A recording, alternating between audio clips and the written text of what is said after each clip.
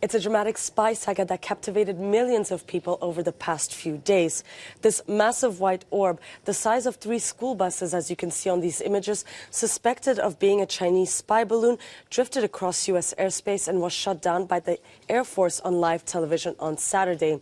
The whole event blew up on social media and also triggered a diplomatic rift between China and the U.S.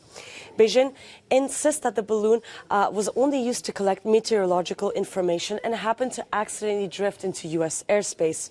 And China also threatened Washington with further actions. In this statement, after the craft was shot down, China's Ministry of Foreign Affairs called the use of force by the U.S. an obvious overreaction and a serious violation of international practice.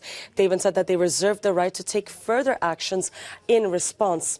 The Pentagon, however, says that the balloon, which was carrying sensors and surveillance equipment, was controllable and could change its course. Also, the U.S. government claims the object flew over sensitive areas where, for example, nuclear warheads were stored. So was the U.S.'s response over-exaggerated like China claims it was?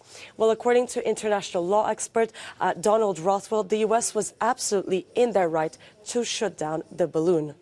The United States has complete and absolute sovereignty over airspace above continental USA and also the surrounding territorial sea. And so the presence of the Chinese surveillance balloon violated US sovereignty and is therefore contrary to international law. But these surveillance tactics are nothing new. Chinese balloons had already transited the continental U.S. 3 times during the Trump administration and already once during the Biden one. So why all the big fuss? We asked the question to Natasha Lindstedt, an expert in U.S.-China relations.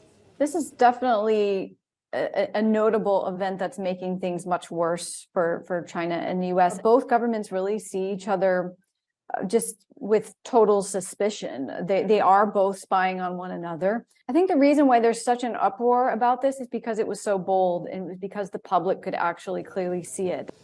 This whole incident also prompted U.S. Secretary of State Antony Blinken to postpone his highly anticipated trip to China. Now, the big question remains, was this really a spy balloon, and what sort of intelligence was it trying to collect?